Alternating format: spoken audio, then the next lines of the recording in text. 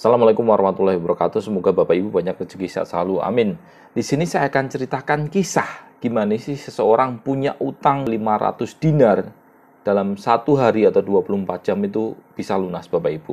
Oke, apabila sekarang Bapak Ibu punya utang, kepepet, ditagih-tagih, hidup nggak nyaman, ngerasa nggak tenang, tidur pun susah, jadi kayak punya beban pikiran kayak gitu. Insya Allah ini bisa jadi solusi Bapak Ibu. Dengan kisah ini nanti kita ambil hikmahnya. Dan kalau dipraktekkan insya Allah, semoga saja Allah memberikan ridhonya dan utang Bapak Ibu bisa lunas dalam waktu 24 jam atau dalam satu hari. Oke ya, disimak ceritanya. Jadi suatu saat ini ada seseorang yang ditagih utang. Karena dia pernah pinjam uang, waktu itu dia ditagih bingung, akhirnya dia pinjam sama seseorang. Oke ya, ibaratnya dia nutup utang lewat utang lagi. Dia minjem sama seseorang dengan janji, Bapak Ibu itu hari H contohnya. Hari H nanti aku bayar ya, oke.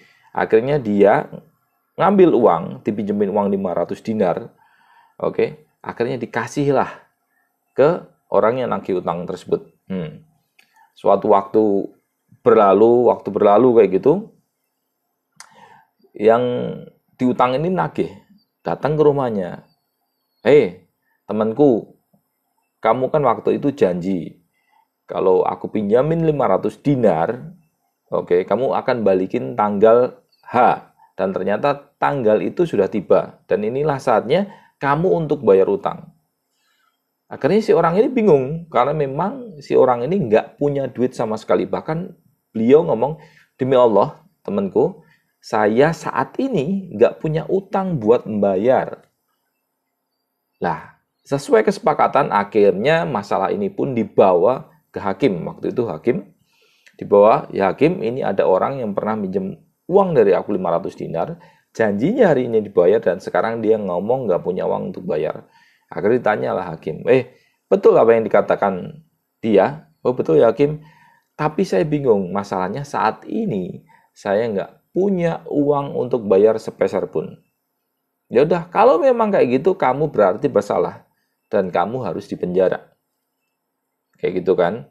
Akhirnya si orang ini bingung. Hari itu mau dipenjara dia bingung karena dia belum sempat ngasih kabar anak istrinya. Akhirnya dia nego ke hakim. Ya hakim, boleh nggak kalau semuanya saya pulang dulu ke rumah, oke, ngasih tahu anak istri saya bahwa saya akan dipenjara. Jadi nggak perlu nyari-nyari kayak gitu.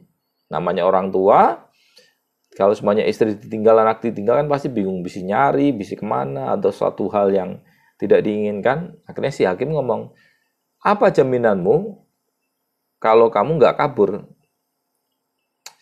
Sambil bingung akhirnya orang ini jawab, ya hakim, kalau sampai saya nggak datang besok ke sini lagi, maka saya bukan umatnya Nabi Muhammad Shallallahu Alaihi Wasallam.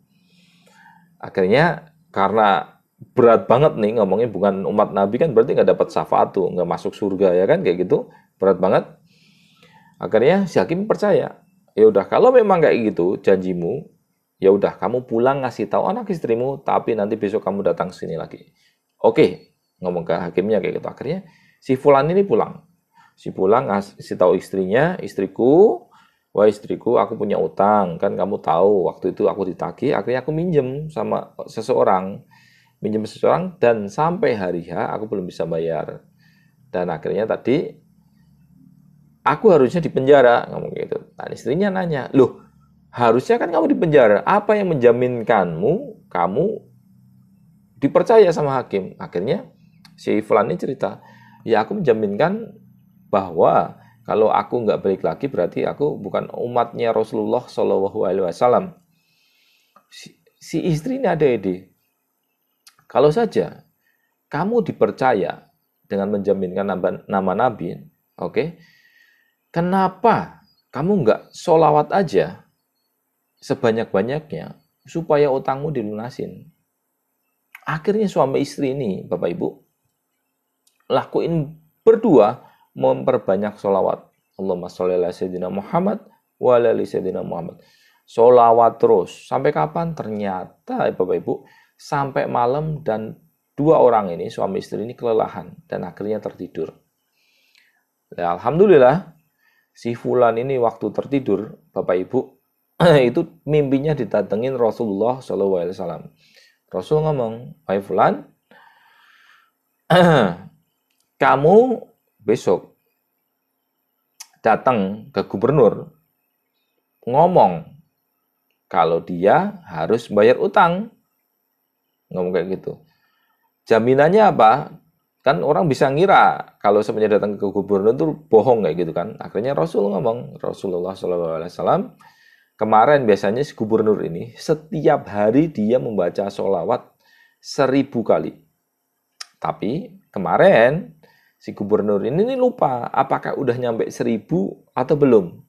Bingung dong. Kan galau gelisah. Oke, clue-nya kayak gitu. Akhirnya si orang ini sebelum datang ke hakim lagi, mampir ke gubernur dulu. Datang, penjaganya nyampein, ini ada orang mau ketemu. Mangkok gubernur, dipersilahkan masuk. Dia datang akhirnya ke gubernur, "Wahai gubernur, saya datang ke sini, Rasul yang meminta engkau melunasi utang saya." Bingung, apa jaminannya? "Wahai gubernur, biasanya engkau itu sholawat 1000 kali per hari.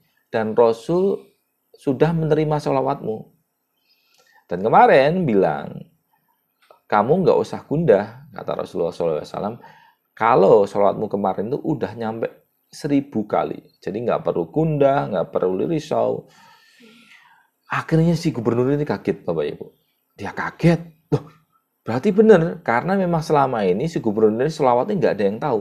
Cuman memang kemarin nggak tahu ngitungnya gimana, dia lupa. Karena saking bahagianya, akhirnya ditanya, "Berapa utangmu yang harus aku lunasi?"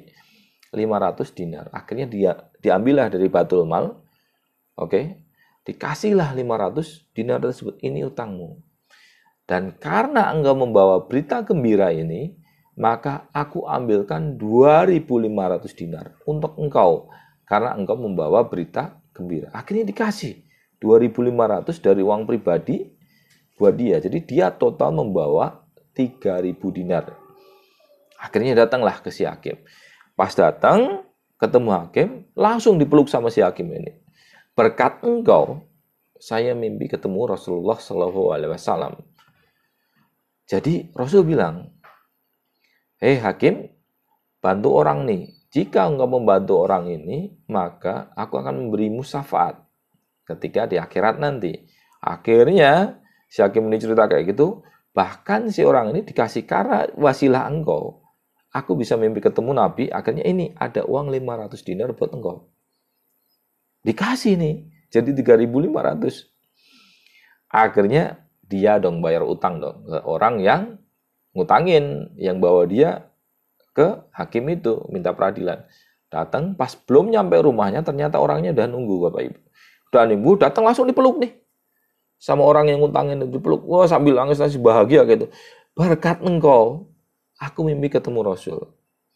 Mulai saat ini, aku lunasi hutangmu dan aku kasih 500 dinar buat engkau. Karena Rasul berkata, kalau semuanya engkau menganggap lunas hutang kepada si Fulan, maka aku akan memberimu syafaat di hari akhir kelak." Nangis akhirnya teman-teman. Lah, ini adalah keberkahan sholawat teman-teman. Barang siapa bersolawat, oke, 1 kali Allah akan bersolawat buat kita 10 kali. Kalau bersolawat 100, Allah akan bersolawat buat kita 1000 kali. Bahkan kalau kita bersolawat 1000 kali lebih, kita akan dijaga dari api neraka. Insya Allah, amin. Nah, dari kisah ini Bapak Ibu bisa praktekkan. Bisa loh, kejadian dulu itu bisa terjadi sekarang. Nggak ada bedanya.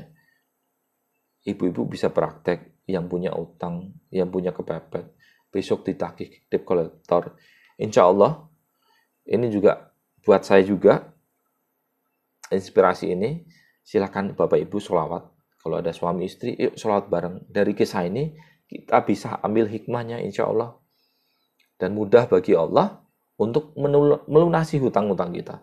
500 dinar, utangnya lunas, bahkan dia bawa pulang 4.000 dinar. Masya Allah. Semoga Bapak Ibu banyak rezeki, sehat selalu, yang punya utang semoga dilunasi oleh Allah Subhanahu wa taala. Dan yang terakhir, silahkan praktek sholawatlah dari hati, benar-benar mencintai Rasulullah SAW, dan saya yakin keajaiban pasti terjadi. Wassalamualaikum warahmatullahi wabarakatuh.